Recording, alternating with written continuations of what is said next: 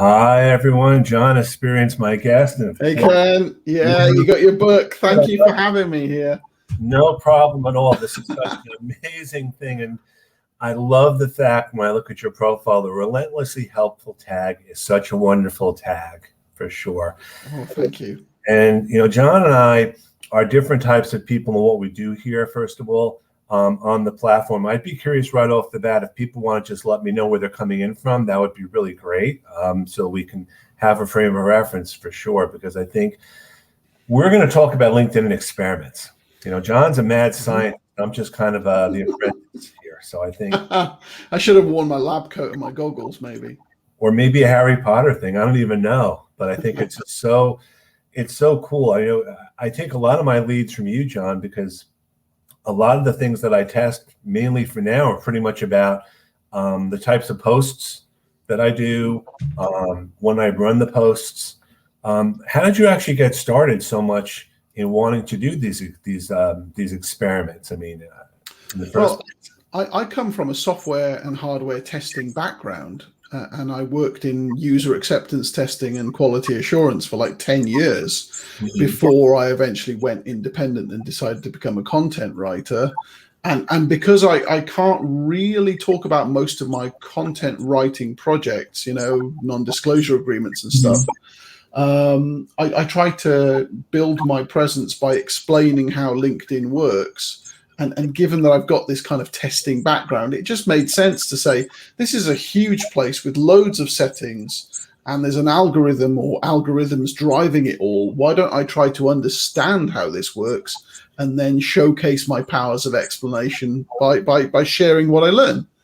And slowly over the years, that's become me being that guy wearing the lab coat and saying, okay, I'm going to go and do a month-long experiment on whatever it happens to be, and reporting my results. And that kind of content, that new research, people love that. So obviously I'm going to do more of what works, and that's what I'm now becoming known for. It's a good way of differentiating myself. Yeah, I know. I mean, for me, what I tried, I mean, the first thing I did is I decided to see when I posted, the types of posts I did. And not so much a number of views, because the views keeps changing, that changes, but it's just understanding what seems to resonate. And I see that polls seem to get a lot of views. Now, defining what a view is and defining what it is in terms of content, it just seems to me that that's one of the things which is recent. But also, I find the types of polls that you do or the types of content on the weekend is different than during the week. Take a little more of myself and be a little more personal on the weekends because it's a different audience. So are those some of the things that you've tried to do too, or is it more about the type of content that you put, let's say text versus something else? Well, okay, so there's a few answers here. So in terms of the timing of my content, I've tried to spread things out and then tracked what has worked best just in timing. And for me, I found that weekend posts perform by far better than everything on the weekday. And I've concluded that that's probably down to just a lack of eyeballs around. There's a lack of competition for attention on the weekend. And so more people are likely to engage with my stuff then. So that's one part of things. I also track what type of posts have been working well for me. And when I first got into LinkedIn, sort of 2017, there was a lot of talk then that text-only content would perform well, and I found that to be true. I was just looking at my stats earlier, and for the last 750 to 800 posts that I've done in the time that I've been measuring, I found that text-only posts perform almost twice as well as image posts in terms of view counts. And that's a huge difference. But for me, my best performing type of content is document posts, which are the PDFs or PowerPoints or Word documents that you can upload direct into a LinkedIn post. They take a bit longer to create, but that kind of content performs really well for me. And on polls, you just mentioned those. Honestly, I've only ever done, I think, 3 polls. I've just found that my feed is full of them, and very often people don't seem to know how to construct a question or an answer set, and that really kind of puts me off. But I do accept that their view stats, their visibility Mhm. is really, really high. So if you want to quickly get visibility on your content, then doing more polls is an effective method. But please, if you do it, ask a meaningful question. I don't want to see another poll that says, what's your favorite ice cream flavor? It's just, I've had enough of those now. There aren't chocolate or milk chocolate or anything like that. Yeah. So I want to just do some call outs to people here. Welcome, Drew, from New Jersey. Carol as well. I have a lot of my Jersey folks here. I have a LinkedIn user here from Michigan. I wonder if it's Brenda. We'll find out. Okay. Albuquerque, New Mexico. Hey, Juana. I don't know Aretha. I don't know if you do or not. I do. We've spoken, yes. I got Fran Byers here. Nice. Juanita. And of course, Jeff Young. Oh, our friend. Our friend out in Ohio, Cynthia. I'm amazed at how many people are in.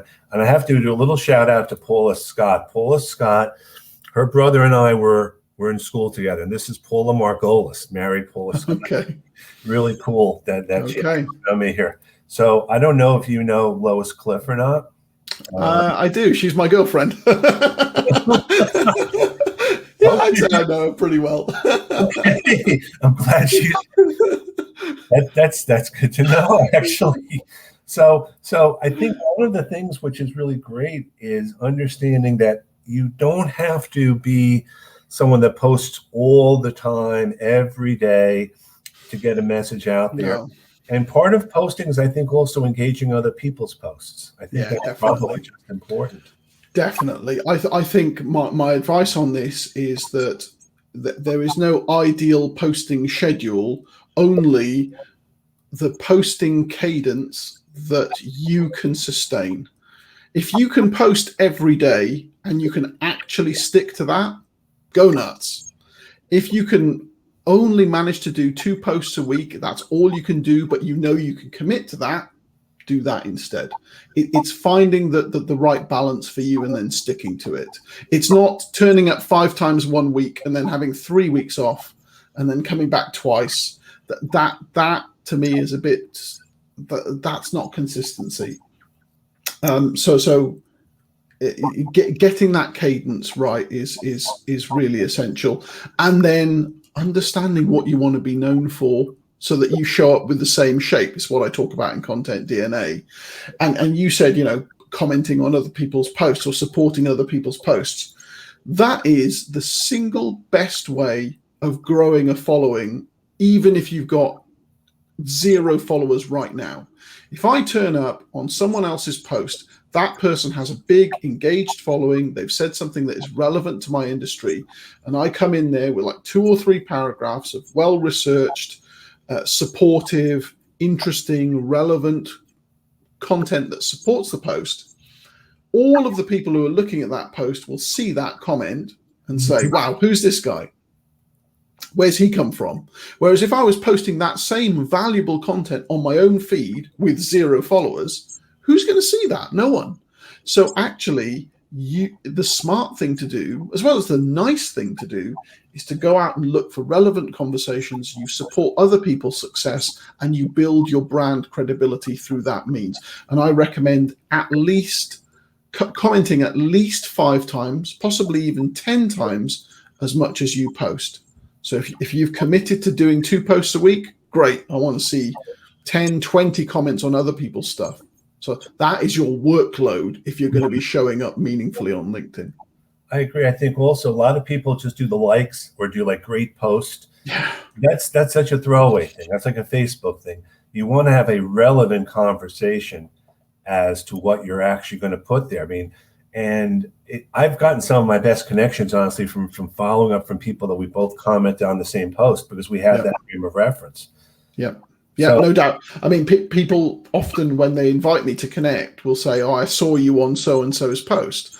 Well, you're not going to get comments like that if all you're doing is hitting like or writing great post. And writing great post is just like pressing the like button. It doesn't add any value whatsoever. And often it's the sign that there might be some kind of, maybe slightly dodgy engagement pod activity going on. If you see loads of comments on the same post, they're all saying, so insightful, great post, maybe there's a pod arrangement where people have clubbed together to try and game the algorithm, and of course that is against the user agreement. So stay away from that. Don't associate yourself with low value comments. You should either react to something or you should put a proper comment down. And I would always say that a proper comment is a lot more valuable than just a reaction. So could go for the latter. So what's your favorite experiment recently? You've done a lot of different experiments. Is there one that you really, that stands out to you or something? Well, I mean, the one that's top of mind is the one I just posted about today, because some people are talking again about whether links in posts, if you link to an external blog post or an article, is that going to damage the reach of your, damage your visibility of your post? Now, I tested this last year and I found there that actually LinkedIn's algorithm had changed such that you could include a post without any negative effects. I tested it again for all of my posts from the start of 2021 to now. And I found actually there was not a significant difference between posts that did contain a link versus posts that didn't. I did see a mild drop for video posts that include a link. So maybe there's some kind of correlation there. But for text, image, and document posts that contain a link, there was just no difference at all. So basically, I'm saying that you're free to go ahead with including links, but please include them only when they're really relevant to the discussion. Don't just pepper them in every post, because that looks spammy and people probably won't be clicking your links then. I agree. I would love to get some comments or some questions from people here in the chat, because John and I could talk all day, but we want to make sure also that this is engaging for you. I know one of the things that a lot of us talk about is creator mode versus non-creator mode, if you will, and benefits or not. I kind of have a love-hate relationship with it. I don't know about you. So I'd love to hear your thoughts about that. Well, I saw a really interesting comment from someone who works for LinkedIn who kind of admitted that in the early days of creator mode, it wasn't quite set up to do what it was intended to do, but please don't turn it off just yet, because those bugs have been ironed out. And that made me think, oh wow, okay, there's something going on there. Because when I turned it on, so we're talking about May, I did start to see a more significant drop in view count than was already happening to me, because actually I've seen a general decline in view counts since the start of 2020. I don't know if that's pandemic related, but that seemed to steepen. There was a bigger drop since I turned creator mode on. And this might be complete coincidence, but there was a time a couple of weeks ago, I think actually 2 weeks ago today, where everyone's creator mode was just turned off for 1 or 2 days. Really weird. And we didn't do it. We didn't consciously do it. And then magically it turned itself back on. And in that period, I had my 2 best posts for a while, and actually my first 10,000 plus view post for some time. And that's when creator mode was off. So I don't know whether there is some kind of drag factor associated with having that turned on, but what I need to do is a proper test of this. So what I'll do is probably in September turn creator mode off for the whole month, and then compare that month's data with the past, what will be 3 months previous where creator mode was on, to see, is there a significant difference between the two? Because if there is, I'll stay with creator mode turned off. It doesn't really seem to be benefiting me a whole lot. And as a copywriter, one of the most important things of your profile, I think, is what's in your about statement. And of course, in creator mode, that is pushed down the profile and therefore is less prominent. And I'd rather make that more prominent. So maybe turning creator mode off will get me a little bit more interest in my profile, because people will be more likely to see what's in my about statement, which really sells what my service is all about. So we'll see. I'll test that next month and I'll report back my results. That's great. So Annette is actually going to be on my event tomorrow. She wanted to know, what's a good cover story strategy? Do you have any thoughts about that? Well, certainly have one, because every time I review a LinkedIn profile, it's the first thing I look for is that orange ring that's around the profile photo. And if I see it, I'm going to click it, because that gives me insight into the humanity of the person that I'm going to be dealing with there. So, cover stories should be recorded in portrait mode, because that's the way that they're displayed in LinkedIn, whether you're on desktop or on mobile. So record a cover story video on your mobile phone in portrait mode. If you can add captions to it, that helps with accessibility. There are numerous mobile workflows that will let you add text to your videos relatively easily, and you've got 30 seconds to play with. Although weirdly, some people still have only 20 seconds. I don't understand why, but most people have 30 seconds. So a 30-second video, portrait mode, you speaking to camera, add some captions, you're good to go. That humanizes your profile, and be clear about who you are, what you do, and give people a reason to start a conversation with you, because that's where all the value on LinkedIn comes, is starting a conversation. So if you can try and do that, that's your strategy right there. Would you recommend switching the cover story from time to time, or do you think leaving it up for a while, because things change? I wondered about that, because I'm thinking about switching my cover story just to see. Yeah, I mean, you could experiment, couldn't you? Because if you're going to make the effort of creating one video, I suppose you could maybe create a few videos and just have them ready to go in your camera roll and say, okay, this week I'm going to try this one, next week I'm going to try that one. I don't recommend necessarily changing them on the fly, because if you're going to do the whole captions thing, it does take some time. So maybe batching that effort, if you haven't already done one, maybe try and sit down and make 2 or 3 in one go, because that's probably not much more effort than making the first one anyway. And then try that. So I'm thinking about changing mine sometime soon, because now I've got a music jingle made for me by Mark Deeks, and so I might put that at the end of my cover story and see how well that's received. You don't want to sing that, do you? I absolutely don't want to sing it now. You have this wish list for LinkedIn too. What I'd love to see on LinkedIn is if there was some way they could figure out how many people are actually clicking on the cover story. Yeah, that would be nice. I mean, it'd be nice to know how many people compare, or how many people as part of it, just as a frame of reference, mobile or not. So Joey, nice. Joey has a question here. Joey, one of my contacts in New Jersey. What's your favorite feature of LinkedIn? I think the features that you get in direct messages are really powerful. The fact that you can send people voice notes, you can send people native video messages, you can have group chats, you can invite people, through group chats, and now, as of today, it's my first experience with it.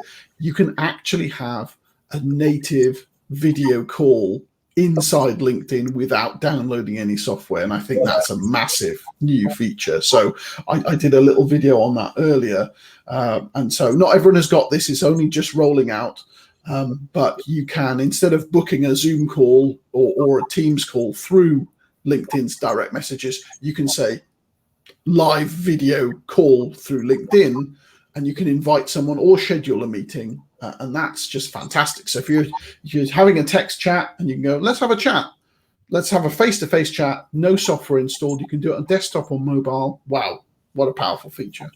Definitely. So the other question that came up is your thoughts on hijacking a post and how to deal with it professionally. I mean, I believe it's so important when you do a post to give credit to where you got the post from, if it's someone else's content. But there's also the point when you're writing on a post and then you want to create your own post from it. And I don't know if there's a practice or what you would suggest.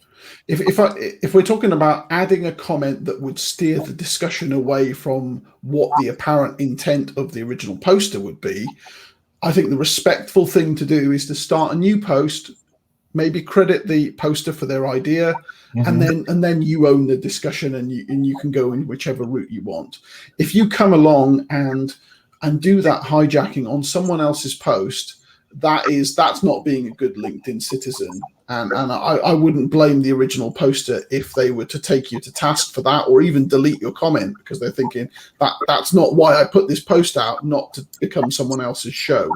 So whenever you comment, be respectful of what the intent of the poster is and try and support that as much as possible.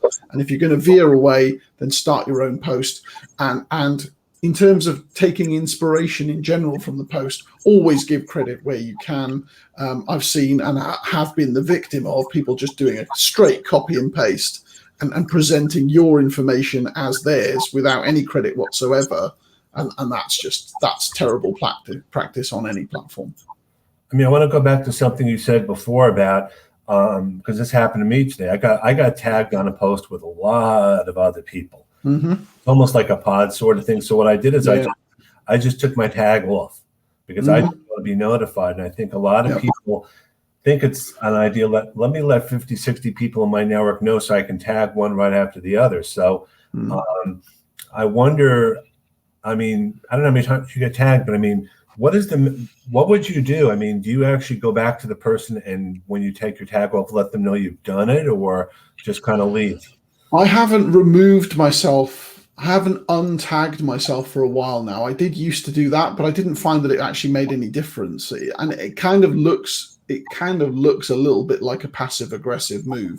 I think if you ignore the tag, if you don't respond to it, then actually that has more potential to perhaps affect the behavior of that user in the future, because the more people who don't respond to them, the less likely LinkedIn is to show their content to other people.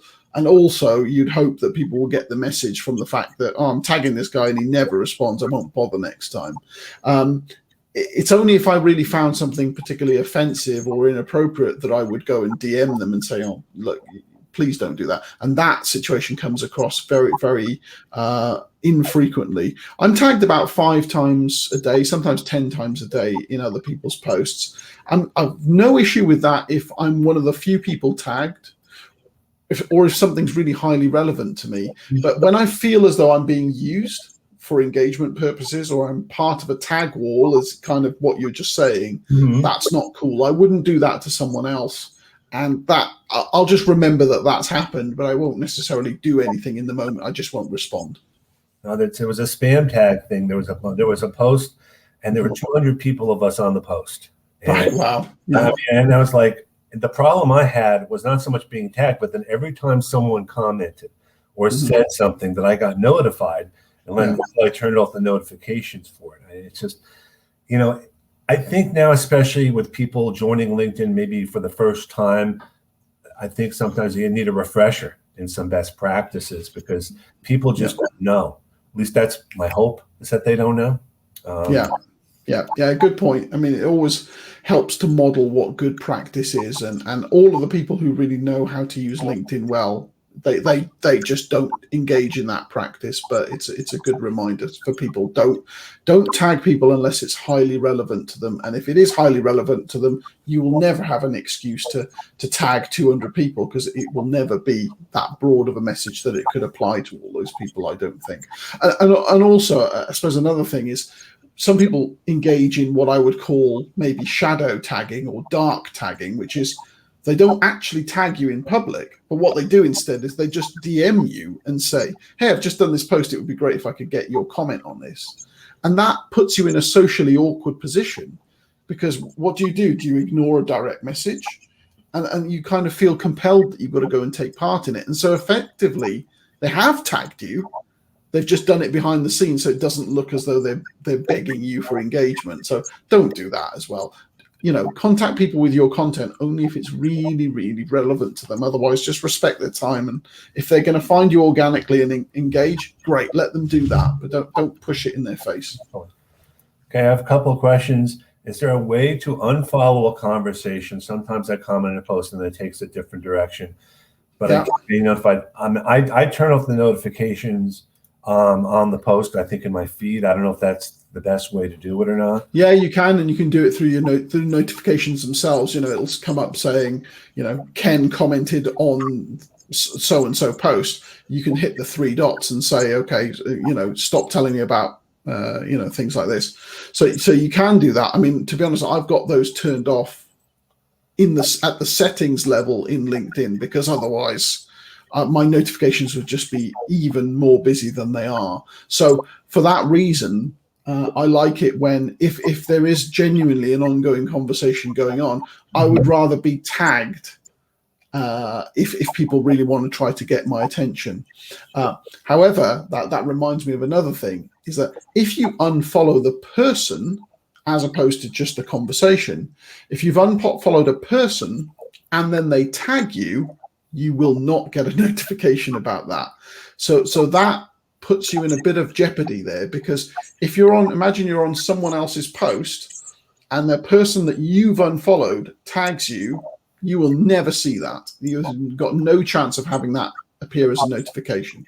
So you need to be mindful of that, because I unfollow a lot of people because otherwise my feed would be just too busy. But it means that I can sometimes miss notifications like those in comments. And my way around it is just to make sure that I do a regular search on LinkedIn for all instances of my name in posts, so that even if someone has tagged me and I miss it because I've unfollowed them, I will still see that in my content search. And I've saved that search, so I can just press one button in Chrome and it will show me all instances of posts that include my name. Now that's easy for me because I've got an unusual name. If you've got a regular name, you're going to get a lot of noise in search results like that. But it might be something worth doing if it's the kind of thing that you're interested in, making sure that you never get missed. You know, you don't miss something that mentions you. You could create a search like that. That's a really good idea. Actually, I'm always learning something. Yeah, and a follow-up point to that is, because of the way LinkedIn searches work, you can define a search that says exclude this stuff, because, you know, using the minus symbol in the search. So if you can find like what that noise is that you're trying to get rid of and characterize it, you can say minus this stuff that leads to the noise, and that way your search becomes more tailored to the things that you want to see. So you need to do a bit of playing to make that work, but it's quite powerful, because it can mean that it sounds as though you're listening to everything. It's like, how did you see that? Well, okay, I was doing a clever search for my name, and that's how I saw it. So Alexandra, I don't know. The algorithm is one of those things that no one really knows. If you don't respond to a tag, do you think it affects the algorithm at all? Or I think it does, because just logically speaking, you imagine that you tag 100 people in a post and 5 of them respond. What message is that sending to LinkedIn? That is saying that those other tags were not relevant. And if you've done something that is not relevant, why would the LinkedIn algorithm want to promote you as much next time? It shouldn't. So if you keep doing that, it stands to reason that you would be punished, right? And so the algorithm has to adjust. Whereas if you tag 100 people and they always respond, LinkedIn is going to go, well, this stuff must be really important to these people. Let's keep showing them this stuff. Let's show more people this stuff. It's just basic logic. So I would assume that the algorithm is built that way. It makes sense. See, for me, I think the latest thing I noticed with the algorithms, for the first 3 hours or so, I get a lot of engagement. Then it dies down, and then maybe I get some more in a day or so. And I mean, again, this is just my thoughts, and everyone is different. And again, this is just the constant experimentation that I think we all do. It reminds me of so I did an experiment specifically on this a little while ago, where we've long thought that early engagement is important for accelerating the visibility of your content, right? So I thought, what would happen if I just deliberately did not respond to stuff and see what happened to my posts? Okay, so I did an experiment that lasted a whole month, and for the first 3 hours after I posted, I ignored the comments deliberately. I set a timer and said, I'm going to see the comments. I'm not going to do anything with them. And in that month, my view count dropped. I think it was 49% on my posts. So I still responded, but I didn't respond for at least 3 hours. And so it's like the algorithm was saying, hang on, people are saying stuff to you and you're ignoring them. That's not cool. And my view counts really went down a lot. And actually my overall comment rate went down by about a quarter. So what I'm saying is, if you're going to make the effort of creating a post, and admittedly, only 1, 2, 3% of people actually do that.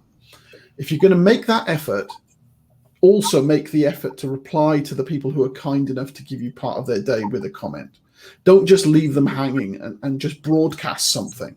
I say in the next book, I'm going to say this is about building the campfire and not being a lighthouse, right? You're not just broadcasting, you're trying to bring people in for a conversation.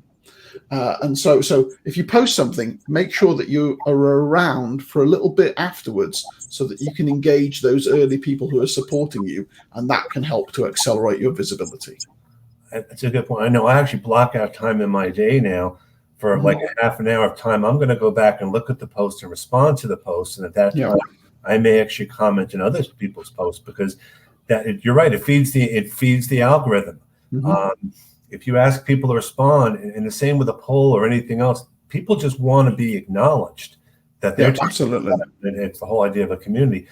Yeah. So this question came up: are video calls in the InMail limited to first-degree connections now? Do you know? Well, I don't know whether video calls are even possible through InMail yet, because this is such a brand new feature. So I don't know about that. But InMails and first-level connections, that doesn't really make any sense, because you would only send an InMail to someone you're not already connected with. But yeah, I think you will only be able to have a video call with a first-level connection. I'm going to see if I've got any InMails in my inbox that I can actually. What I'm wondering about is, could this be part of an invitation connection request? Could you actually put something like that in? I don't know. No, there's no option for that at the moment. I mean, potentially there could be, but there's no option for that right now. I'm just scrolling through my DMs and seeing if I've actually got any InMails that I can kind of check this with. Yeah, so I can see one of the InMails, and this is someone, so I'm definitely not connected with them, and the video camera with the plus button is just not there at all. So I can see it only for people I'm connected with.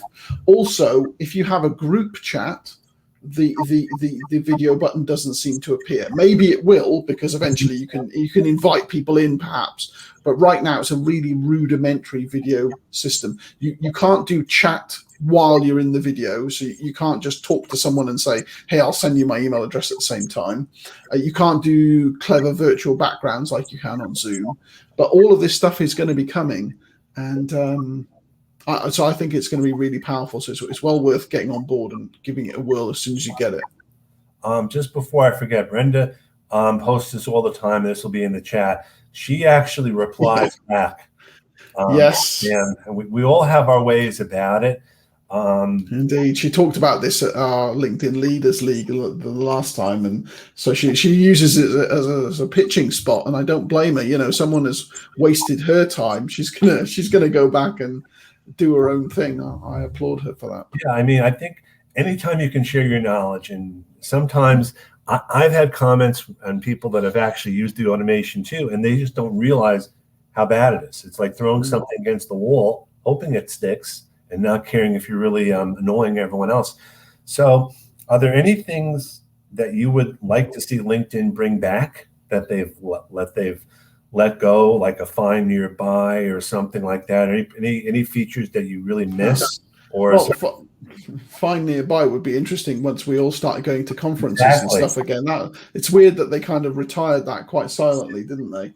Yes. One thing that frustrated me is that they did actually test mobile invitations being coming up by default, so that if you click connect on mobile, it would prompt you to say send a message to this person, which, as we know, it doesn't do that now. But they tested it, and then they still decided not to implement it. So I think that would be a really powerful thing to put it back in, because I receive so many invitations that have no message on them, and very often it's because people either they were a bit lazy, or they didn't even know that you could send an invitation on mobile. And I think there's no point connecting with someone unless you're going to try and have some kind of conversation with them. And you need to remember that when you do connect with someone, if you imagine jumping, a year in the future, if you want to go back and say, well, why did I connect with that person? I need to talk to them now. I can't remember because there's no kind of chat history. Don't do that. Give people a reason to connect with you, so you start off on the right foot. So always personalize your invitations if you can. I would be just as happy if LinkedIn could tell me if the person was connecting via mobile or desktop, because if Yeah. I knew that there was no message and it was coming from mobile, I would probably be much more sympathetic than someone Mhm. just sending it out by desktop. And it seems to Yeah. me, I'm an IT Yeah. person too, shouldn't be that difficult to do. I mean, Yeah, absolutely. I mean, we can already see in some views, can't we? We can see if we look at one of the pages, you can say how people found you, and it'll say, via homepage or right. via search. So why not beef that up as well and said, found you via homepage, connected with you via mobile, viewed your cover story, listened to your audio pronunciation, and clicked see more on your about page. I mean, wouldn't that be valuable? Because you go, okay, that they already know quite a lot about me versus someone who hasn't done any of those things. They could just be playing a numbers game, and those are the people you don't necessarily want. So have you ever heard from LinkedIn about any of your thoughts, any of your comments or anything? Well, I came up with this fixed list a couple of years ago, and at the time, LinkedIn was making the right noises in public, and they said they were going to assign a team to it, and I'd have a project manager, and they'd keep me informed about everything, and they created a support ticket. But then actually, it was all silently closed down, and I've never really had any feedback since then. So I've still kept that list as a demonstration that all this stuff still needs to be fixed. Although, to be fair, I mean, a lot of things have been fixed. But most stuff is still outstanding, and I still add to it from time to time. But that's my way of just showing that this is not a perfect platform, and we are trying to make it better, because it's in all of our interests to make it better. I mean, you love LinkedIn, I love LinkedIn. Right. I want it to be the best experience for me, but also for the people who might become my clients one day, so that they can enjoy using the place, so they don't say, this is rubbish, I'm going to go and use Instagram instead because it works. I want people to stick around, and so I'm trying to give LinkedIn some feedback on how they could make the place better. I think to some extent we all want the best, of course. I think it's how you portray it. But I mean, even the whole issue with groups, most people that are just new to the platform don't necessarily realize the whole history so much, and that's probably better. I personally would love to see groups be part of an integration into their voice app, because it makes a lot of sense. Because how are you going to determine the different levels of connections like you have on Clubhouse, everyone's on one network. But again, LinkedIn is not asking my opinion, but if they do listen to this, here's the opinion for free. Yeah. I mean, we know. Well, we've seen I think just one screenshot maybe of LinkedIn having beta tested a social audio room. How soon that's going to be before it comes to fruition, or whether it will, who knows? But it would be amazing if you could have a LinkedIn group that actually gives you reliable notifications that appears in your feed, and that lets you have private or partially public social audio chats. That would be fantastic. For people who've built their network here, that could be really, really powerful. But it looks as though one of the negatives about LinkedIn is that they always seem to drag their heels when it comes to technology. They'll wait for Facebook to do something, and then 18 months later, maybe they'll release something that isn't as good. And you think, well, you've had time to learn, and you can iron out mistakes, but in the end, it's never quite as good. So whether they'll do something that's as good as Clubhouse, who's to say? But I'd like to see groups improved. They have improved, I think, in the last year, but there's probably some way to go. Although, as we were talking about earlier, looks like some new group stuff is happening. I haven't quite got my head around exactly what all of that means, but changes seem to be afoot, and there's some gamification stuff that's going to happen, like badges for people who regularly post in groups and stuff like that. I don't know. That goes back to the badges when you answer questions. LinkedIn Help. You got badges for that. You got stars for that, and people just answered just for the sake of getting a star. It has those ramifications. So Alexandra had this thing here: LinkedIn messaging search option for your messages. Okay, well, I mean, there is a search in messaging. I don't find it's very, very good, though. I mean, even if I'm just trying to search the messages tab for a particular person that I've had a conversation with, I find it's much more effective to just use the main LinkedIn search to find that person and then hit message, and then I can see my message trail with them. But general keyword searching inside messages, it's not brilliant. And of course, if you then do rich media like videos or voice notes, that content is just inherently unsearchable. So all you can ever search is text. And so that's not great. Think about it from the perspective you have Outlook and you have all these different folders on all these different platforms. LinkedIn, you do not have folders and messages. No, correct. Yeah. It's just kind of like the old days of AOL or whatever. It's just one place. And that's, so LinkedIn has the bright idea to do that. We're going to be like, really? 20 years? Yeah. I mean, yeah, absolutely. I mean, they've got some very, very basic stuff like the archived folder, which I actually use a lot. So if there's something where there's no action on me, like I've done something or nothing needs a response, I'll put it in archived so that the only things in my inbox are things that I need to deal with. And that lightens the cognitive load a little bit. But yeah, something that would say clients or prospects or, you know, video conversations or something, that would certainly be helpful. Even the idea, years ago, you used to be able to tag contacts way back when.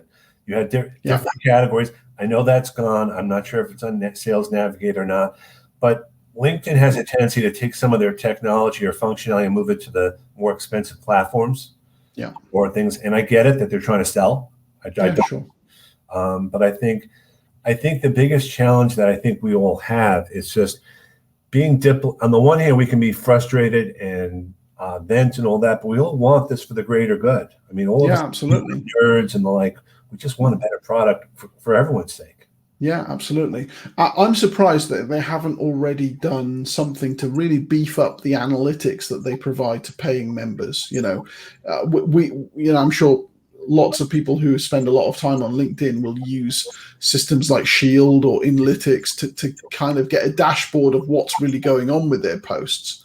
Why should that be necessary? Because LinkedIn's got all of that data. Why doesn't it display it, even if it's only for premium users or maybe Sales Navigator users? It should display all of that and make it easy for people to see what's working for them. I'm just surprised they haven't done that before now. I mean, if LinkedIn really wanted to, they could almost take all the different functions and make them a la carte, and people could pick and choose what they wanted, possibly.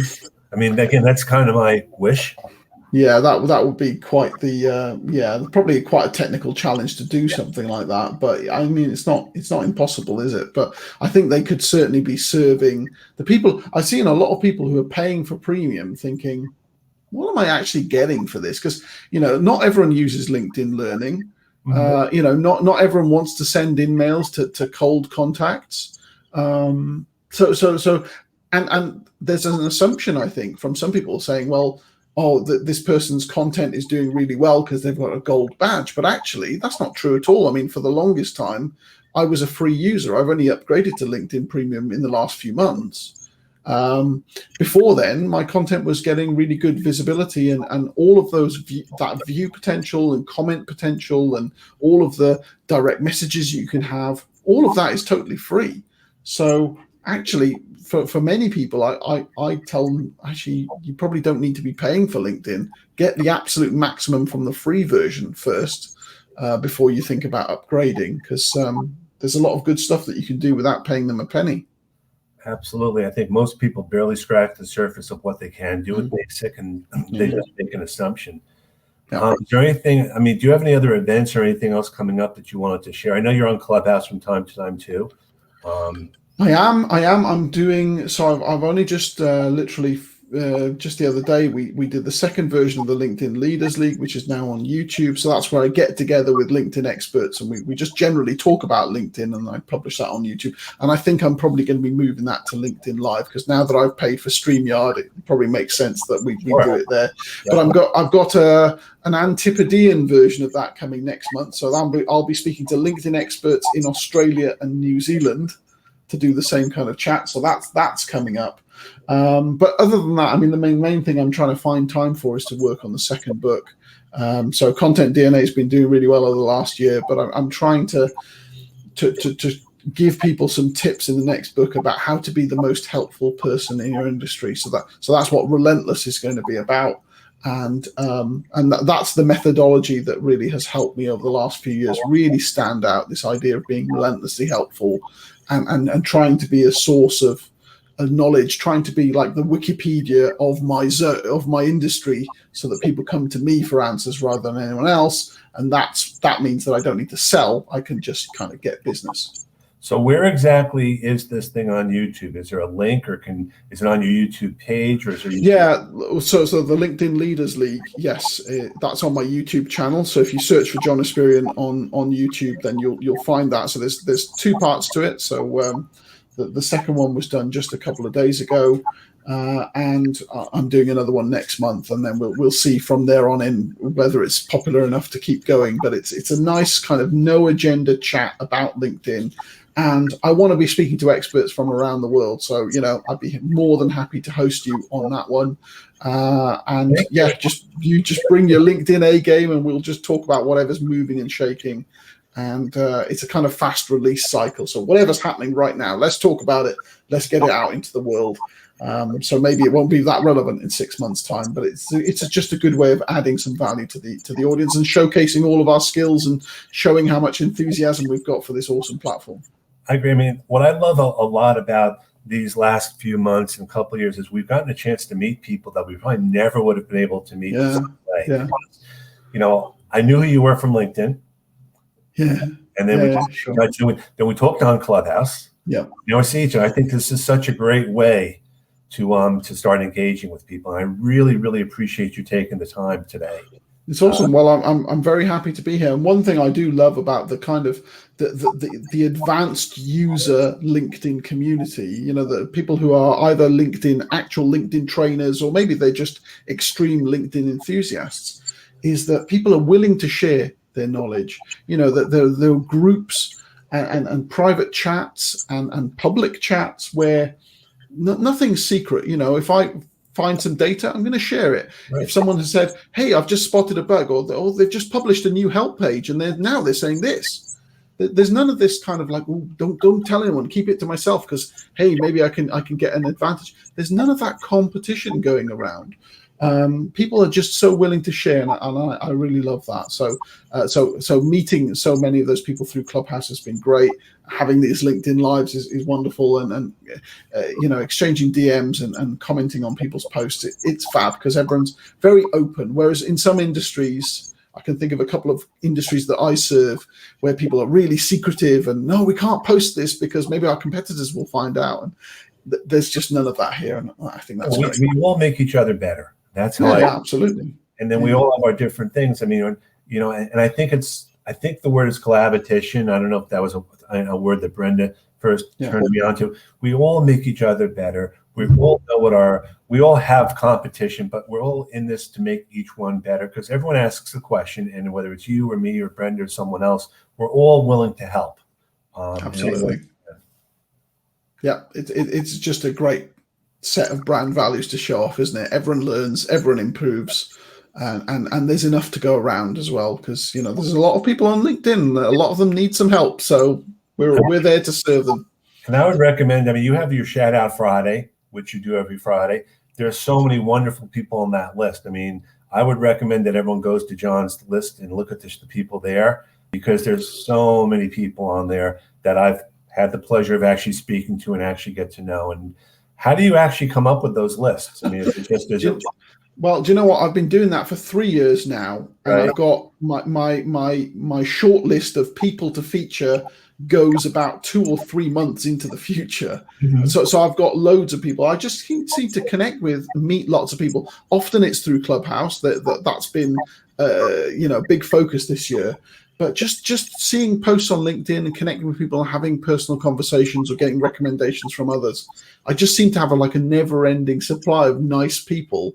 And I only ever feature nice people who are doing good work, who want to help others, not people who are just trying to just get their numbers up and have asked to be on the list. I will never do that. So I've got lots of good people to come, and it's been a great part of my week. It's been really good fun, and it's helped me build value in my network as well. Right, so I'm gonna again, I make the assumption people know what this list is. Okay. The thing, can you tell me a little bit about what that list is for the people that? Yeah. So if you do a search for #Friday Shout, you'll see every Friday I do a post that celebrates or spotlights a good person in my network, someone doing good things. And I've been doing that since 2018. So there are like 160 plus people in that Friday Shout now. And yeah, so it's kind of a ready-made list, because every time you look at one of those posts, there's a link to the main list and you can see them all in one page. It's kind of a ready-made, like a black book, to say, if you want to go and find some nice people on LinkedIn, look here. And they've got skills in all different places. They're based all around the world. Doesn't matter if they're, men, women, black, white. It doesn't matter. They're just nice people doing good things. So go and follow them if you want a better LinkedIn experience. Because, of course, the people that you connect with and follow really determine the quality of your experience. If you connect with people who are irrelevant, who are really selfish, your feed's going to be rubbish.